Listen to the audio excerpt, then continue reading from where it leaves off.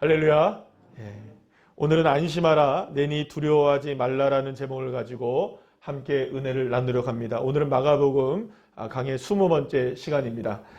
아무것도 없는 광야에서 보리떡 5개와 물고기 2마리로 장정만 5,000명, 그러니까 어린아이들과 여자들, 노인들까지 다 합치게 되면 약 2만 명 정도의 사람들, 어마어마한 사람들이죠. 그 사람들이 아무것도 없던 그 광야에서 배불리 먹고 얼만큼이나 남았습니까? 12바구니가 남게 되는 그런 놀라운 기적이 일어나게 된 것을 우리가 지난주에 함께 살펴보았습니다.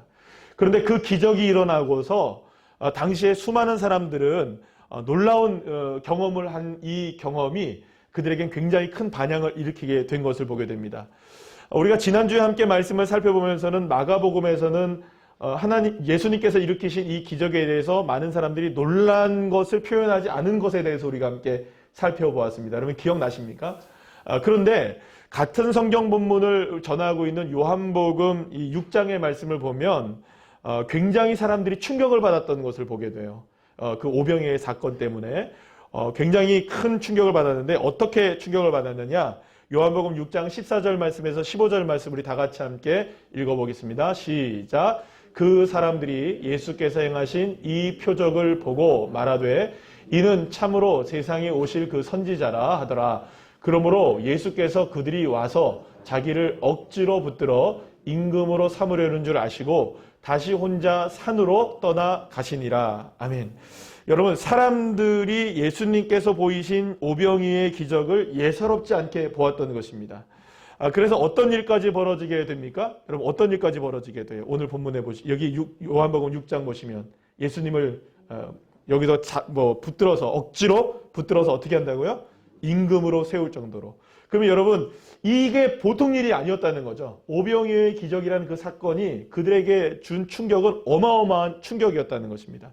사람들은 예수님께서 보이신 이 오병이의 기적을 정말로 예사롭지 않게 보게 되었고, 예수님은 예수님의 기적과 표적에 열광하는 사람들, 그 사람들을 어떻게 할까 고민하시다가 이제 그들을 모두가 다 뒤로 떠나보내시고 예수님은 어디로 가셨습니까? 다시 혼자 산으로 떠나가셨습니다. 화면 좀 바꿔주시겠어요?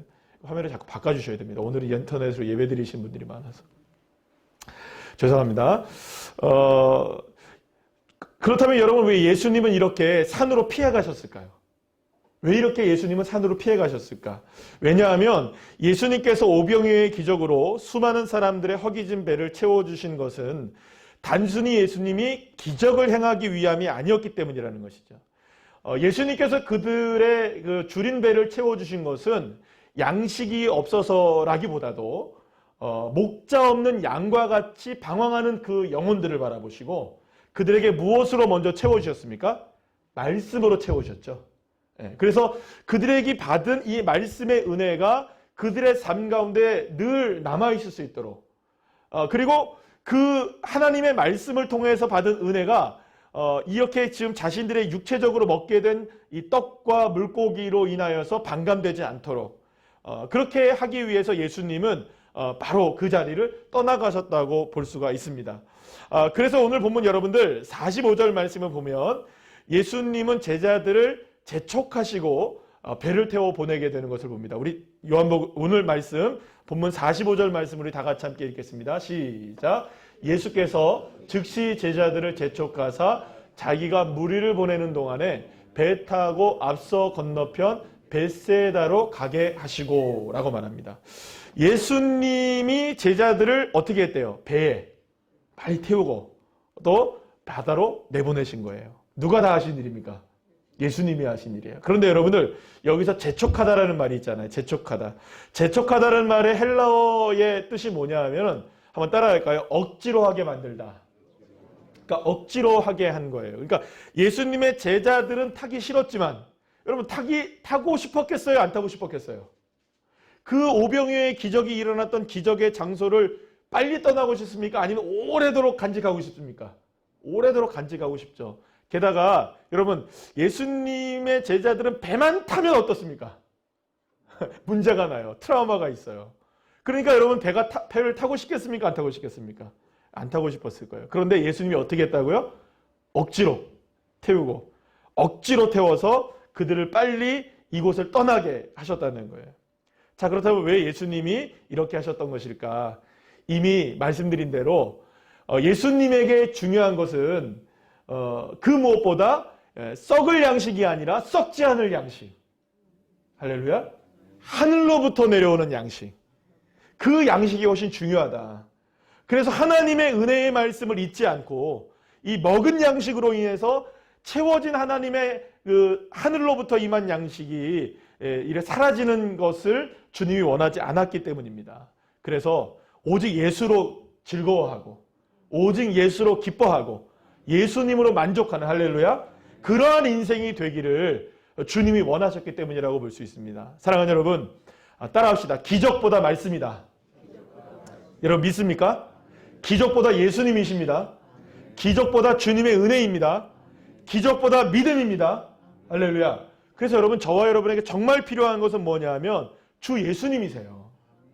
그 무엇보다 주 예수님이 저와 여러분에게 필요한 줄로 믿으시면 아멘 합시다. 자, 그런데 예수께서 이렇게 제자들을 억지로 배를 태워서 벳세다로 보내셨다면, 여러분, 억지로라도 제자들은 어떻게 한 거예요, 여러분? 순종한 거죠. 가기 싫었어요. 그런데 예수님이 막 억지로 태웠단 말이에요. 그래서 억지로라도 배에 타고 갔어요. 그러면 적어도 이번 항해만큼은 여러분 순탄하게 가야 할까요? 폭풍이 막 몰아쳐야 될까요? 네, 적어도 이번만큼은 순탄하게 가야 되지 않겠습니까? 생각해 보세요. 얼마 전만 하더라도 여러분 거라사 지방에 그 예수님께서 가실 때 배에 올라탔을 때 그때 어땠습니까? 예수님이 타고 계셨음에도 불구하고 무엇이 불었어요? 광풍이 불었잖아요. 그런 경험이 있기 때문에 예수님의 제자들은 배 타기가 싫었던 것인데 어쨌든 억지로라도 순종해서 갔으면 평탄하게 가야 되는 것이 맞겠죠. 자, 그런데 제자들이 배에 탄 지 얼마의 시간이 지났을 무렵에 갑자기 바람이 불어오더니 큰 폭풍으로 배가 위태로운 지경에 이르게 되었던 것입니다. 여러분, 그래도 예수님의 제자들 가운데 많은 사람들이 바다에서 잔뼈가 굵은 어부들이잖아요.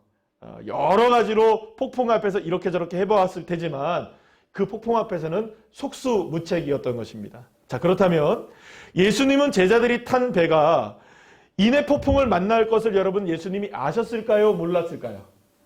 당연히 모르실 리가 없으시죠. 그렇다면 여러분, 이번만큼은 억지로 태우신 거니까, 이번만큼은 억지로 태운 거니까 여러분 좀 한 번쯤 귀뜸해 주시면 안 됐을까요, 여러분? 그렇잖아요.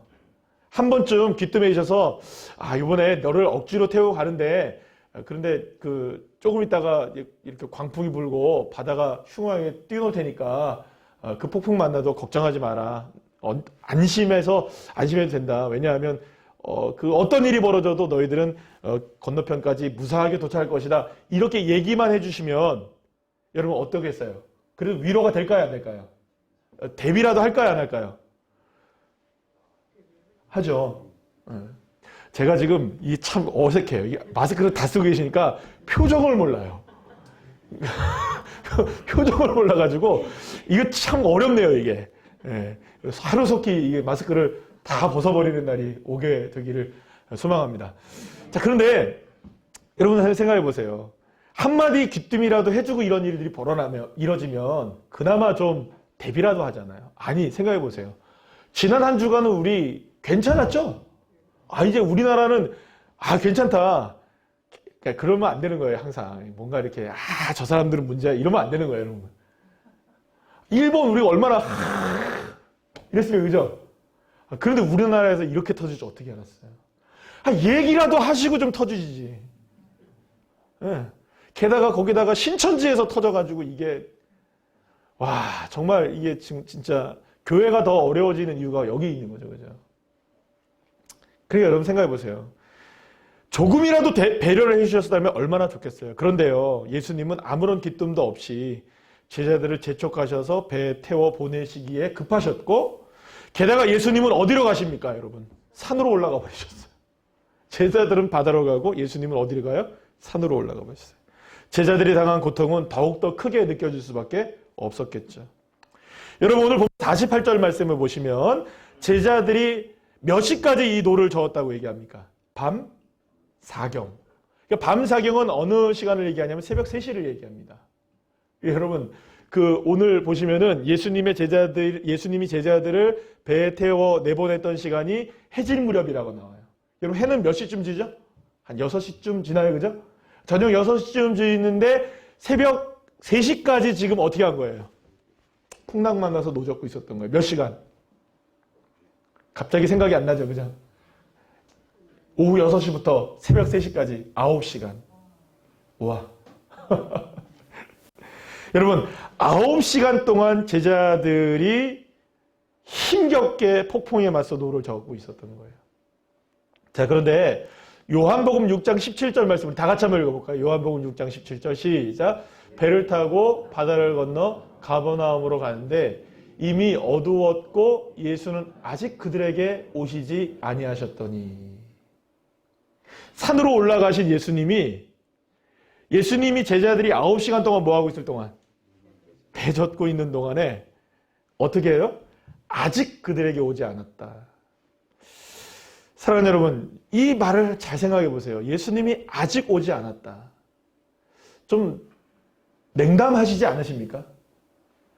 아니, 어떻게 예수님의 말씀에 억지로라도 순종해서 가기 싫었는데 예수님이 억지로 태워보내서 그렇게 풍랑을 만났다면, 적어도 뭔가 이렇게 잘못해서 이런 일을 만났다면 여러분 몰라요. 그런데 예수님이 그 풍랑 속에서도 아직도 오지 않으셨다? 여러분, 순종의 결과가 만약에 이렇다면 여러분들 쉽게 이해하실 수 있으십니까? 없으십니까? 없죠. 그런데 한번 생각해 보세요. 우리가 이런 경우를 너무나 자주 종종 당하게 되는 걸 겁니다. 나름대로 우리 주님을 사랑합니다. 그렇죠? 나름대로 우리 주님을 믿습니다. 주님 앞에 순종합니다. 여러분, 그런데 고통이 다가옵니까? 안 다가옵니까? 다가와요. 여러분, 여러분 정말 예수 그리스도의 군사와 같은 믿음을 가지고 나오신 거죠? 코로나도 나를 뚫을 수 없다. 이 믿음을 뚫을 수 없다. 할렐루야.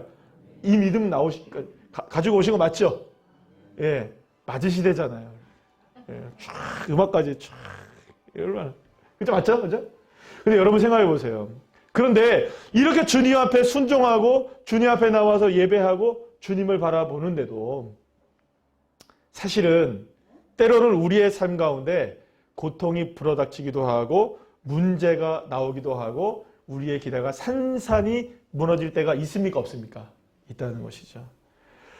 여러분, 한번 여러분들에게도 그런 일이 있었을 거라고 저는 생각을 하는데, 주님을 택하고 진리를 택했지만 조롱을 당하는 사람들이 있습니까? 없습니까? 있어요. 주님을 위해 열심히 헌신합니다. 여러분들 오늘도 주님 앞에 나와 예배드리고 또 나름대로 헌신하고 또 오늘은 아침에 9시부터 나오셔서 일부 예배드리고 교사로 이렇게 헌신하시는 분들이 지금 또 아이들을 좀 또 같이 함께 예배드리고 있지 않습니까? 그러면 여러분 주님 앞에 이렇게 예배를 드리고 주님 앞에 헌신하고 주님 앞에 이렇게 나왔으면 내일부터는 어떻게 해야 될까요, 여러분들? 내일부터는 시온의 대로의 길이 열려져야 될까요? 내일부터는 꽉 막힌 인생이 돼야 될까요? 여러분 어떨까요? 여러분 꽉 막혀지시기를 원하십니까? 주님 앞에 순종하고 예배했는데 내일부터 완전히 실패하시기를 원하십니까? 폭풍 불어닥치기를 원하십니까? 폭풍이 거쳐지기를 원하십니까? 여러분 우리에게도 이런 일이 실제로 많이 나와요. 사랑하지 못할 사람들, 용서하지 못할 사람들 용서했는데요. 그 용서의 대가를 혹독하게 치를 때가 있습니까? 없습니까? 오히려 있어요.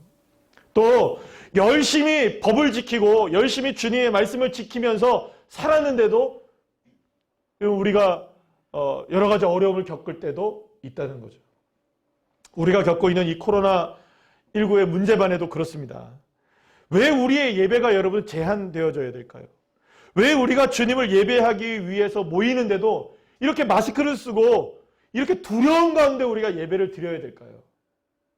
왜 우리의 예배는 더 열정적으로 주님 앞에 감사함으로 두렵지 않고 기쁘고 즐거운 마음으로 드려야 되는데 우리가 왜 예배를 드리면서도 이런 마음을 가지고 예배를 드려야 되는가? 어쩌면 제자들도 우리와 같은 마음이 아니었을까라는 생각이 듭니다. 도무지 자신들이 당하고 있는 이 폭풍을 이해할 수가 없었던 것이죠. 왜 우리가 주님 앞에 순종했는데 이 고통을 당해야 되느냐. 그렇다면 우리가 순종했는데 왜 주님은 아직까지 안 오시느냐. 아직도 주님은 우리에게 오시지 않으시는가. 제자들은 폭풍을 만난 것도 불행이라고 생각했지만 어쩌면 철저하게 혼자 남겨진 것 그 자체가 버림받았던 느낌이라고 들 수도 있었을 것이죠. 무려 9시간 동안, 아직이라는 시간 동안에 그렇게 예수님의 제자들이 갇혀 있었던 것입니다. 사랑하는 여러분, 아직이라는 말을 들으니까 여러분 마음이 평안해지십니까? 답답해지십니까?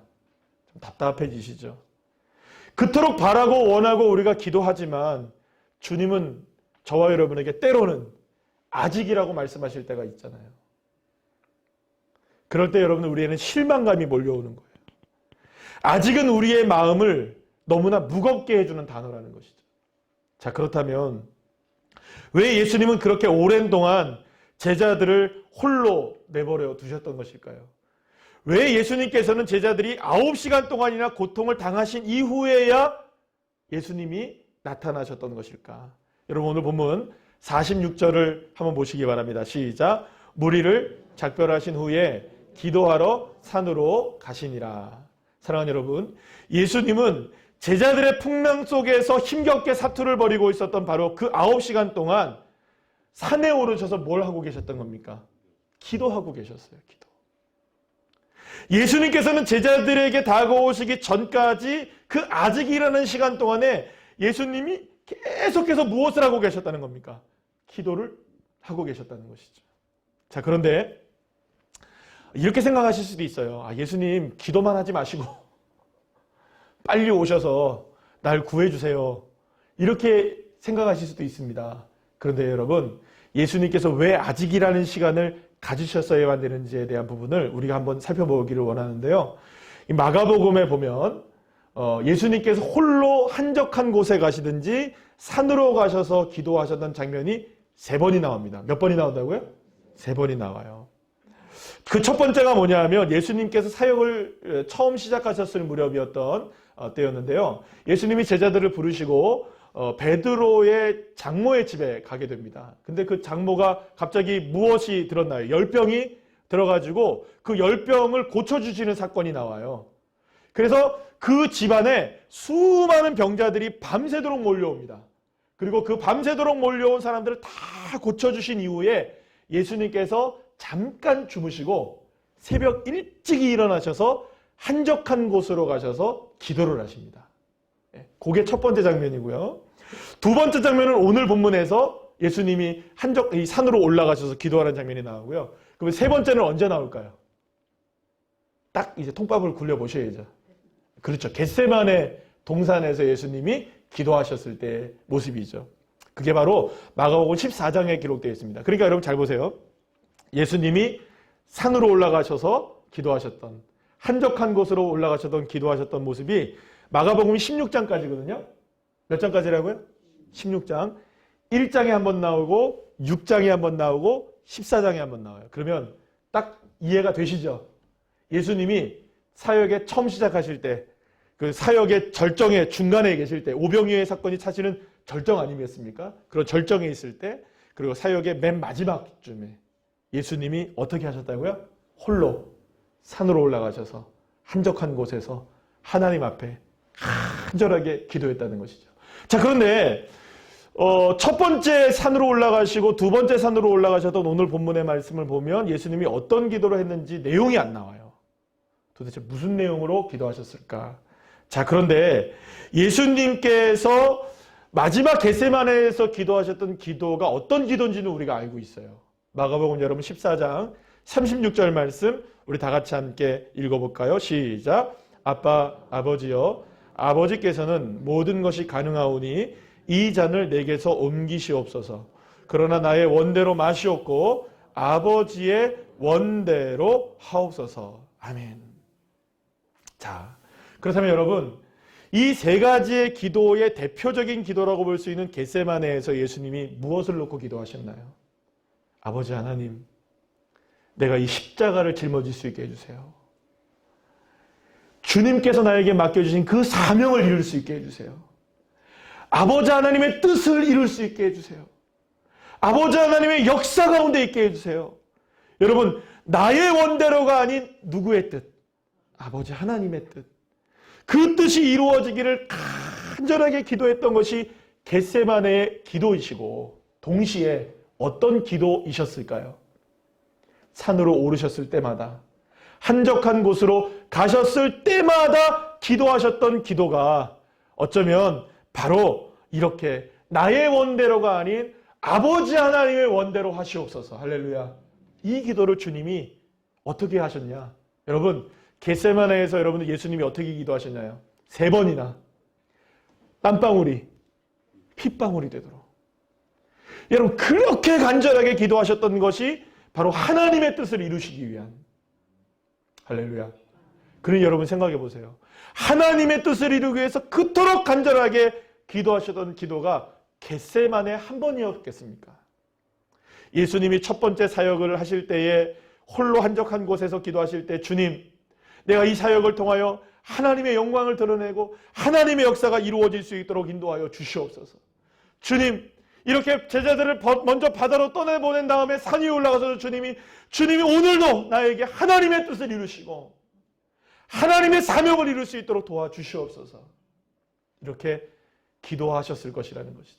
자, 그런데 왜 이렇게 우리가 예상을 할 수 있느냐면요, 예수님께서 산으로 올라가신 이후에, 기도하신 이후에 똑같은 내용들이 나옵니다. 예수님이 어떤 행동을 하셨는데 똑같은 행동을 하세요.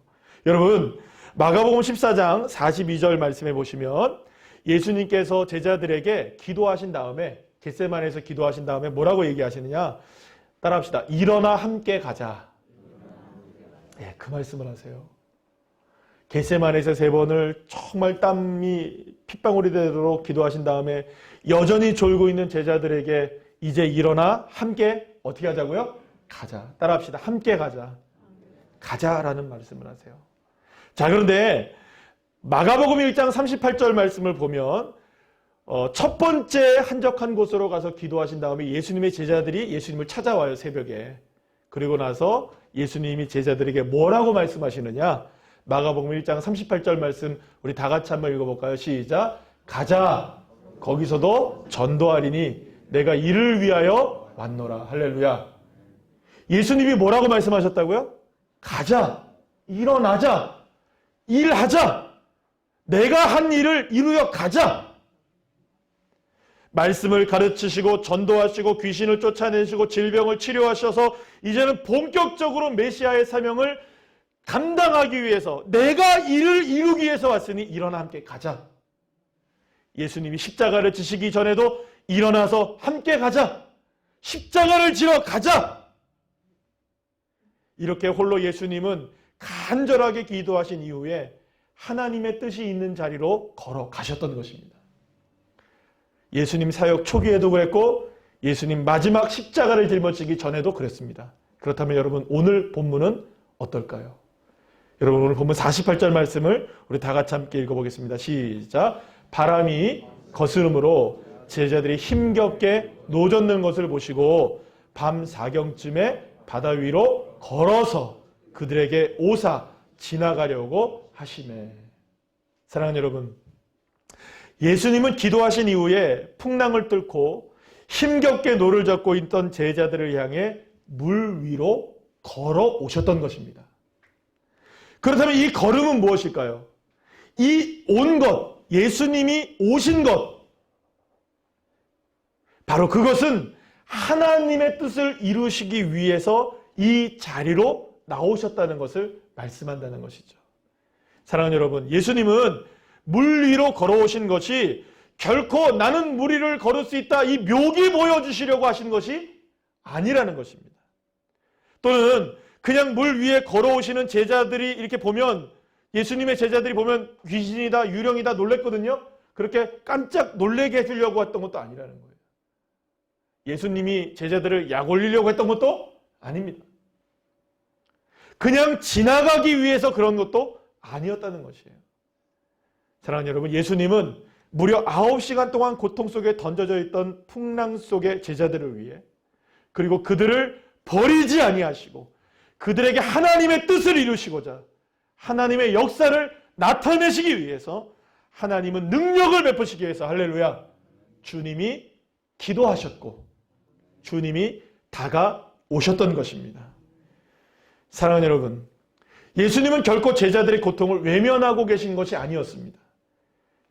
그저 주님은 주님이 하실 기도를 하시고 제자들은 그저 풍랑 속에서 고통을 당하는, 그렇게 상관하지 않으시려고 산에 오르신 것이 아니라 예수님은 제자들이 당하고 있는 모든 고통을 그대로 느끼시면서 9시간 동안이나 무엇을 하신 겁니까? 하나님의 뜻을 이루시기 위해. 사랑하는 여러분, 저와 여러분의 고통 속에 주님은 외면하지 않으십니다. 주님은 우리의 고통을 다 알고 계십니다. 하지만 여러분, 예수님은 9시간을 기다리셨던 것을 기억하셔야 돼요. 그리고 예수님께서 바로 생각하시던 그때, 9시간이 지났던 그때에 예수님은 무리를 걸어서 제자들에게 다가오셨고 그때야 비로소 풍랑은 잠잠케 된 줄로 믿으시길 바랍니다. 사랑하는 여러분, 물론 예수님은 얼마든지 더 빠른 시간에 풍랑 속으로 오실 수도 있으셨을 거예요. 아니, 아예 처음부터 함께 배에 타고 계실 수도 있었을 것입니다. 더 급하면 여러분, 물 위를 걸어서가 아니라 예수님이 어쩌면 날아서 오실 수 있으실까요, 없을까요? 여러분, 예수님이 날아서는 못 와요, 그죠? 그럴까요? 여러분, 예수님이 아주 급하셨다면 확 날아오는 게 편합니까? 걸어오시는 게 빠르십니까? 예수님하고 슈퍼맨하고 싸우면 누가 이길까요? 예수님도 나르실 수 있을 거예요. 싸워보신 적이 없어서 잘 모르시지만, 없어서. 여러분 생각해 보세요. 예수님은 얼마든지 그렇게 하실 수 있어요. 어쩌면 이런 풍랑이 일어나기 이전에 풍랑을 피할 수 있는 방법을 알려줄 수도 있고, 또 아예 풍랑 따위는 일어나지 않도록 주님께서 잠잠하게 하실 수도 있으셨습니다. 그러나 문제는 무엇입니까? 풍랑은 일어났고 그때 예수님은 그곳에 계시지 않았고, 심지어 고통 때문에 제자들은 9시간 동안이나 고통을 당했다는 거죠. 풍랑 때문에. 예수님으로서는 얼마든지 하실 수 있는 예방조치가 있었음에도 불구하고, 기회도 있었고 조치도 취할 수 있었음에도 불구하고 그 어떤 것 하나도 없이 9시간 동안 생으로 제자들은 이 풍랑 속에서 고통을 당해야만 했던 것이죠. 그러나 생각해보면 여러분, 예수님의 제자들이 풍랑을 만난 것이 이번이 처음은 아니었지 않습니까? 그때 어땠습니까? 예수님이 배에서 계셨음에도 불구하고 풍랑은 당했나요, 안 당했나요? 당했어요. 그럼 여러분 생각해 보세요. 예수님이 함께 계셔도 풍랑은 당해요. 예수님이 함께 계시지 않아도 풍랑은 우리에게 다가올 수 있어요. 여러분, 그러니까 이걸 이런 식으로 보시면 안 됩니다. 이번에 코로나 바이러스가 신천지에 일어나게 된 것이 다행이죠. 다행이란 말을 쓰면 안 되지만, 안 일어났어야 될 일이지만 그들의 그 모습들이 만천하에 지금 드러나고 있잖아요. 잘못된 일들이. 누가 여러분 세상 사람들이 신천지 하면 그냥 저것도 교회인가 보다 이렇게 했잖아요. 근데 이번에 다 드러났잖아요. 근데 여러분, 이게 과연 다행일까요? 여러분, 이게 사실은 우리는 정통교회니까, 우리는 바른 믿음을 갖고 있으니까 우리한테는 안 일어나지. 여러분, 그럴까요? 그렇게 이분법적으로 보시면 안 됩니다. 물론 이 신천지를 통하여서 하나님께서 드러내시기 원하시는 뜻이 분명히 있으실 거예요. 아멘이죠? 드러나야 됩니다. 이 신천지는 확실하게. 그러나 문제는 우리들도 이것의 예외는 아니다라는 거죠. 예수님을 온전히 잘 믿는다고 해서 이 코로나 바이러스가 우리에게는 안 오고, 예수님을 안 믿는다고 해서 코로나 바이러스가 오고 신천지에게는 오고 우리는 안 온다, 이렇게 생각하시면 안 된다는 것이죠. 여기서 우리가 알 수 있는 한 가지는 무엇인가 아십니까, 여러분? 예수님이 함께 계시든 함께 계시지 않든, 제자들이 탄 풍랑 속에 있었던 배들은 위태로웠고, 제자들은 풍랑 속에서 그렇게 9시간 동안 고통을 당해야 했다는 것입니다.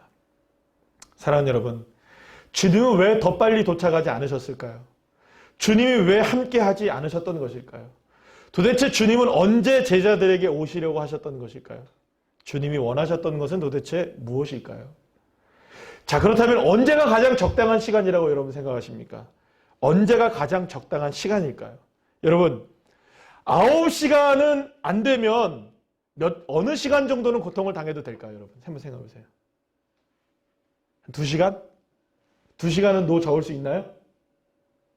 2시간 하실 수 있으시겠어요? 1시간? 1시간, 2시간보다는 1시간이 나을 거고, 또 9시간보다는 5시간이 나을 거예요. 그죠? 자, 한번 생각해 보세요.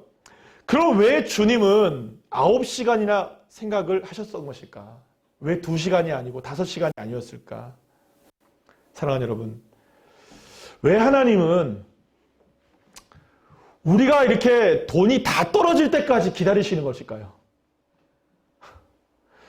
왜 아직까지 나타나지 않으시는 것일까요? 왜 꼭 마이너스가 되는 인생이 돼야 그때쯤 한번 좀 이렇게 역사하시는 것일까요? 질병도 마찬가지입니다. 왜 질병을 미리 막아주시지 않으시고 질병이 걸리고 말게 하시는 것일까? 왜 조금 더 일찍 찾아오지 않으신 것일까? 여러분, 예수님께서 나사로를 찾아가셨죠? 나사로를 찾아갔는데 나사로가 죽기 전에 찾아가셨습니까? 죽은 다음에 찾아가셨습니까? 왜 빨리 안 오셨을까요? 그래서 여러분들 마리아가 그렇게 얘기하잖아요. 빨리 오셨더라면, 좀 빨리 오셨더라면. 예수님이 좀 빨리 오셨더라면. 사랑하는 여러분, 그러나 왜 예수님이 9시간이 걸렸는지, 왜 주님이 나사로가 죽은 다음에 오셨는지, 왜 풍랑이 이렇게 오랜 시간이 지나서야 예수님이 오셨는지 우리는 그 뜻을 알지 못한다는 것입니다. 그러나 우리가 알 수 있는 유일한 한 가지가 있어요. 하나님은 언제나 정확하시다는 것입니다. 하나님이 시간을 창조하신 이래로 지금까지 하나님은 실수하지 않으셨습니다. 그리고 이것이 저와 여러분의 믿음이 되시기를 간절히 소망합니다. 하나님은 언제나 우리에게 최선의 것을 주십니다. 여러분, 예레미야 29장 11절 말씀 우리 다 같이 함께 읽어보겠습니다. 시작. 여호와의 말씀이라 나의 생각을 내가 아나니 평안이요 재앙이 아니니라. 너희에게 미래와 희망을 주는 것이니라. 할렐루야. 사랑하는 여러분, 비록 우리가 듣지 못해도 주님은 말씀하시고 계시고요, 우리가 보지 못해도 주님은 행하고 계시는 줄 여러분 믿으시길 바랍니다. 결코 하나님에게 우연이란 없다는 것이죠. 모든 사건은 하나님께서 우리에게 주시는 최선의 시간임을 여러분들 기억하시길 바랍니다. 왜 9시간이어야 하는지, 왜 이런 일이 일어나야 하는지, 아직도 왜 그런 일을 당하고 있어야 하는지 우리가 이유를 알 수는 없지만 한 가지 진리는 그러한 상황 속에서도 여전히 나의 아버지 하나님은 변함이 없으시다는 것. 하나님을 따라합시다. 하나님은 나의 아버지이시다. 할렐루야.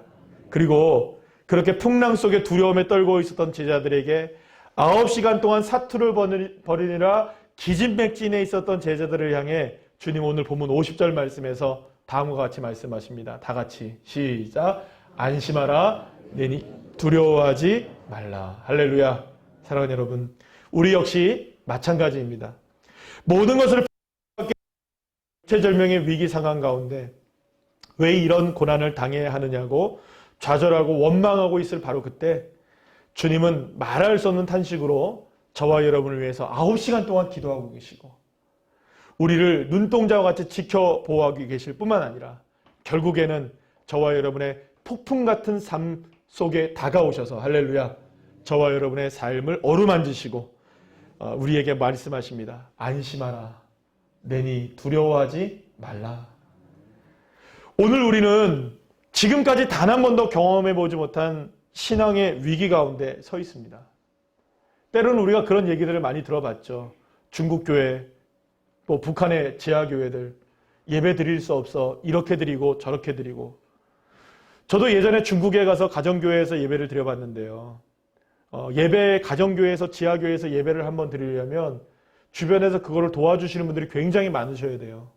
보초를 서고 여기저기 다 서서 누가 오는지, 공안이 오는지 안 오는지 다 해놓고 안전할 때만 예배를 드려요.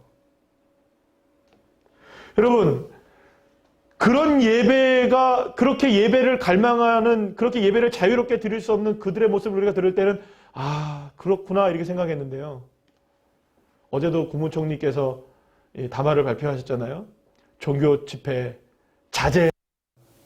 여러분, 지금 같은 상황에서는 얼마든지 지자체장들의 이런 그 선포로 교회 다 폐쇄시킬 수 있습니다. 물론 저는 이 모습을 통해서 우리가 생각해야 될 여러 가지가 있다고 저는 생각합니다. 우리가 예배를 드리고 싶어도 예배를 드리지 못할 때가 올 수도 있다는 것이죠. 여러분, 실제 상황입니다. 마지막 때에 여러분들, 우리 주님께서 우리의 믿음을 보시겠다고 말씀하셨는데, 우리가 믿음을 갖고 있어도 예배를 드릴 수 없는 시간이 온다면 여러분 어떻게 하시겠습니까? 죽음을 각오하고서라도 예배를 드리시겠습니까? 정말 여러분, 이 주기철 목사님처럼 일사각오로 예배 드리고 나 죽겠다 하시겠습니까? 사랑하는 여러분, 작은 바이러스 하나가 우리의 믿음을 시험합니다. 작은 바이러스 하나 때문에 하나님을 향한 우리의 마음이 시험을 당한다는 것이죠. 물론 이 질병의 문제에 있어서 우리는 정말로 지혜로워야 합니다. 분명히 여러분들을 기억해야 합니다. 여러분, 우리는 과학을 무시하지 않습니다. 그죠? 또 이번 일에 있어서 분명히 이 질병의 문제에 있어서 우리 당국에 협조해야 되고, 또 통제해야 되고, 또 그 무엇보다 의료진들과 우리 협조를 해야 되고, 그들의 말을 우리가 따라야 됩니다. 필요하다면 여러분, 더 강력한 조치 취해야 합니다. 여러분, 질병을 막기 위해서 여러분들 예배당을 폐쇄한다면 폐쇄해야 합니다. 여러분, 이거는 신앙의 차원과 다른 문제일 수 있기 때문이죠. 그러나 여러분, 그렇다고 우리의 믿음이 연약해져서는 안 된다는 것입니다. 작은 바이러스보다 더 무서운 게 뭔지 아십니까? 우리 마음속에 꿈틀대고 있는 불신앙의 모습들.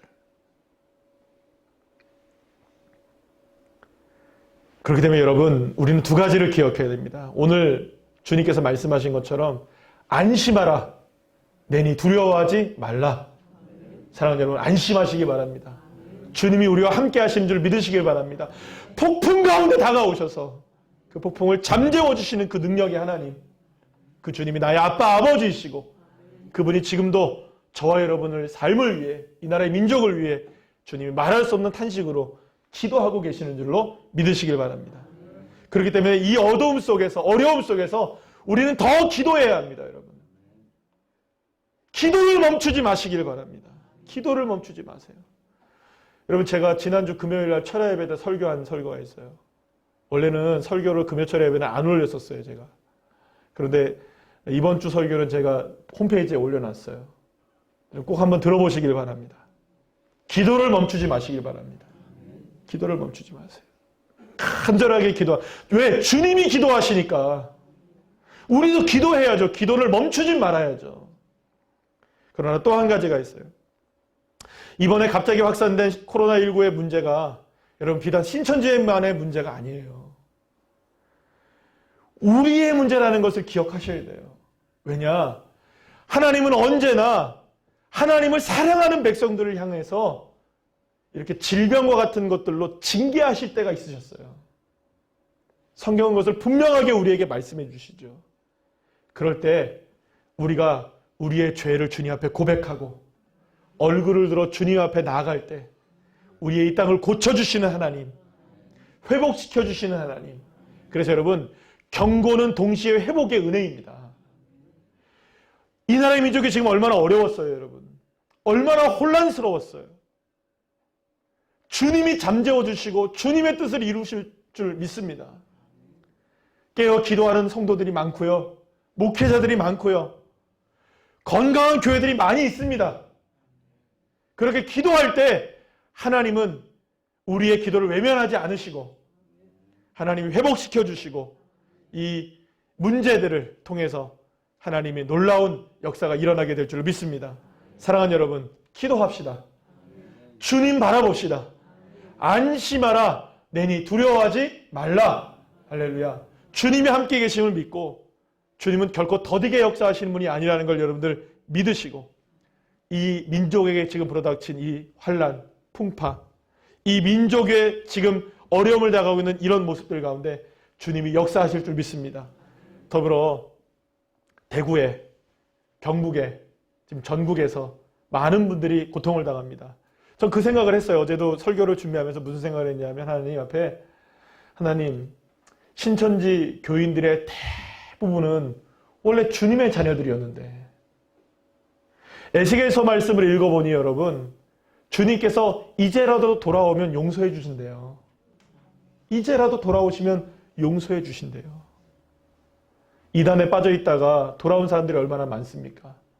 이번에 그들의 허구성이 드러나고 그들의 비윤리적이고 비도덕적이고 비신앙적인 모습들이 만천하에 드러나서 어두움 가운데 거짓된 것에 현혹되어서 넘어갔던 수많은 신천지 교인들이 원래 주님의 자녀였던 그들이 다 주님 앞으로 회개하고 돌아오게 되는 할렐루야. 그런 회복의 역사들도 있고 더불어 여러분들 중국 땅을 위해서 기도하셔야 됩니다. 정말 중국을 위해서 기도하시고 이 나라의 민족 특히 대구를 위해서 기도하시고 함께 기도하실 때 하나님께서 우리 교회를 통해서도 놀라운 역사가 일어나게 될 줄로 믿습니다.